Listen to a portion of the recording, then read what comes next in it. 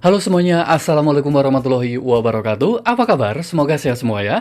Hari ini kita akan membahas barang-barang apa saja sih yang sebenarnya akan diperiksa oleh Bea Cukai dan akan dikenakan pajak untuk semua pelaku perjalanan internasional dan salah satunya termasuk TKI. Jadi informasi ini sangat penting buat teman-teman yang pengen cuti ke Indonesia. Barang yang pertama kita bahas adalah HP, karena banyak teman-teman yang nanya berapa sih jumlah HP yang kita bisa bawa ke Indonesia, kemudian berapa HP yang kita bisa daftarkan IMEI-nya untuk mendapatkan pembebasan pajak $500, dan berapa pajak yang harus kita bayar untuk setiap HP yang kita daftarkan. Jadi buat teman-teman semuanya, yang pengen cuti ke Indonesia, kalian bisa maksimal kurang lebih membawa 3 HP saja, yang 2 HP kalian bisa daftarkan untuk mendapatkan pembebasan $500, dan yang 1 HP-nya kalian harus membayar penuh ya. Jadi misalkan kalian HP-nya 2 ini yang didaftarkan, hitung berapa jumlah nilainya, kemudian dikurangi $500 untuk pembebasan pajaknya, sisanya kalian akan dikenakan bea masuk sebesar 10%, kemudian PPN sebesar 11%, dan PPh sebanyak 10%. Jadi misalkan dari 2 HP tersebut apabila dijumlahkan nilainya sebesar $1.000, kemudian dikurangi $500, dan sisanya $500, kurang lebih kalian akan membayar pajak sebesar Rp3 juta. Jadi buat teman-teman semuanya yang pengen cuti ke Indonesia dengan membawa HP kurang lebih $1.000 nilainya, kalian bisa kira-kira pajak yang harus kalian bayar untuk ke Bea Cukai kurang lebihnya sebesar 3 juta. Kemudian untuk jajan, coklat, dan oleh-oleh yang lainnya, itu juga insya Allah tidak akan dikenakan pajak, dan petugas Bea Cukai juga sudah tahu bahwa itu hanya sifatnya untuk oleh-oleh saja.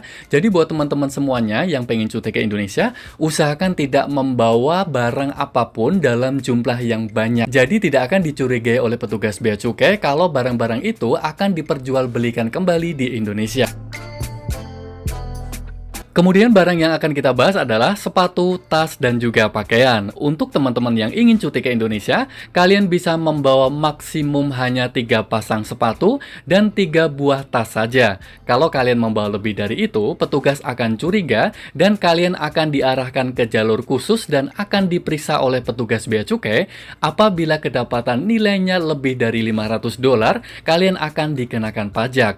Tapi kalau kurang dari $500, kalian akan dibebaskan membayar pajak. Tapi untuk pakaian, untuk sementara ini belum ada aturan khusus. Yang penting kalian tidak membawanya dalam batas yang berlebihan. Jadi kalian bawalah barang yang dalam batas normal saja.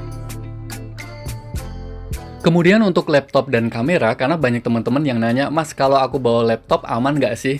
Untuk teman-teman yang ke Indonesia, kalian bisa membawanya tanpa harus membayar pajak, asalkan dalam batas yang wajar, dan juga usahakan tidak terlihat baru ya. Jadi misalkan masih dalam bentuk kardus, itu usahakan kardusnya dibuang saja. Jadi ini sifatnya barang pribadi. Kalau kalian membawa mungkin kardus yang masih baru, segelan, itu pasti akan dikenakan pajak, insya Allah sih. Kemudian barang-barang yang harus kalian perhatikan dan nggak kalah pentingnya, usahakan tidak membawa barang-barang yang masuk dalam daftar ECD. Jadi sebelum kalian terbang ke Indonesia, usahakan kalian daftar ECD dulu, kalian baca barang-barang apa saja sih yang harus dilaporin, misalkan produk tumbuhan, hewan, barang-barang yang berbahaya, dan yang lainnya, usahakan daftar itu kalian jangan sampai bawa.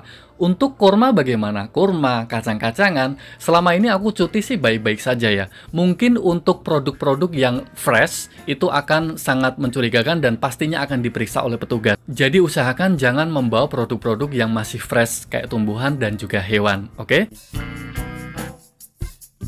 Baiklah, itulah informasi yang bisa saya share ke kalian semua. Semoga informasi ini bisa bermanfaat buat teman-teman yang pengen cuti ke Indonesia. Ingat, apabila kalian hari ini mendapatkan informasi yang bermanfaat dari channel ini, jangan lupa untuk tetap terus mendukung channel ini dengan cara like, share, dan juga subscribe. Terima kasih. Wassalamualaikum warahmatullahi wabarakatuh.